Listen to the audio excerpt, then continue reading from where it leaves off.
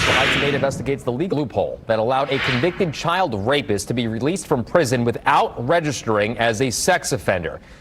We want to warn you, this story includes descriptions of sexual crimes involving children. ITV's Tim Spears talks to one of his victims, now trying to protect her family. The community does not know their neighbor. Kimber Amonette isn't sure how often she checked the sex offenders registry, but it became part of her routine, nightly, daily, searching for a name that never appeared, her father's. What goes through your head when you see that? It's not fair. In 1994, Daniel Kelly pleaded guilty to multiple counts of child molesting.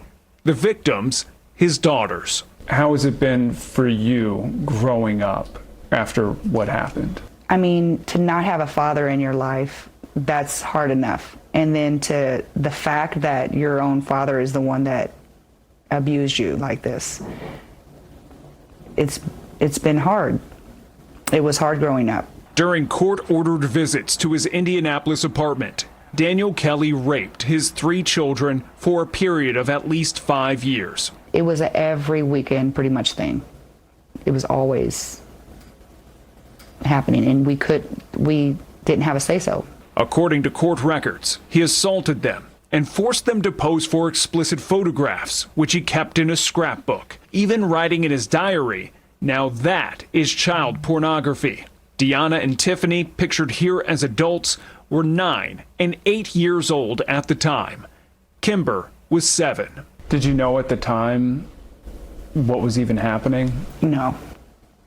I do recall I was the one that told the schools that he did this, and the schools reached out to my mother and grandmother and let them know that I was lying.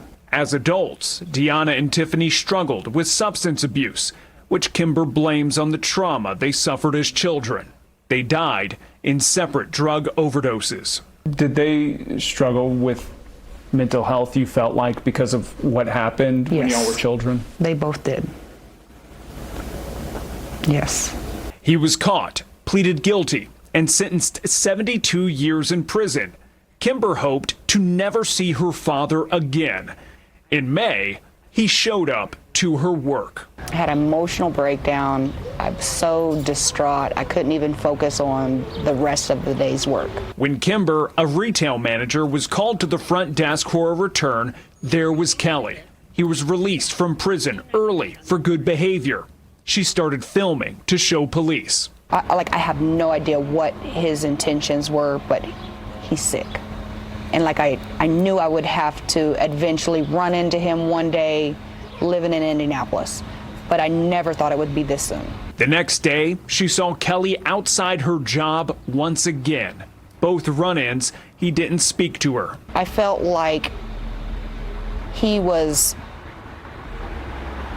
laughing in my face that he's out and that there's nothing I could do about it, or anybody.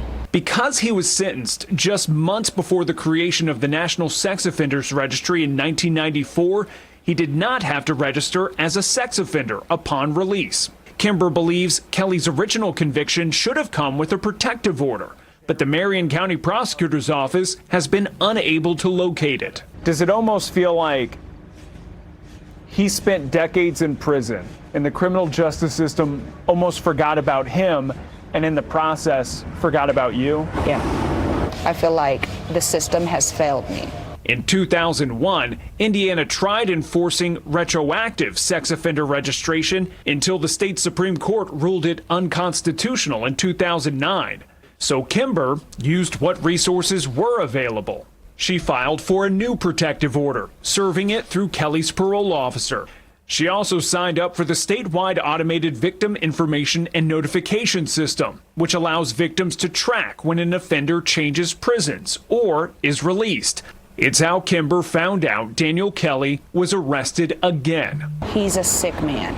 Kelly is being held at the Department of Corrections intake facility in Plainfield on 2 parole violations: tampering with an electronic monitoring device and possession of sexually obscene materials. People can change, but you don't think he's changed? No, I don't. And you don't think he's paid for this? No, I don't. I don't feel like it at all. Kimber's routine now consists of work and taking care of her large family. She's recently married with 11 children and soon to be 2 grandbabies. One way she's trying to take care of them is protecting them from people like her father. You don't know who your neighbor really is. Daniel Kelly was finally served a protective order, but only after he was arrested on parole violations. There's still no date set on his parole hearing. While there are a number of victim services out there, most are centered around mental health, restitution, or catered to people recently or actively being victimized. Kimber has contacted local representatives to see if there could be a way to create additional protections for victims in situations like hers. Tim Spears for Wish TV and WishTV.com.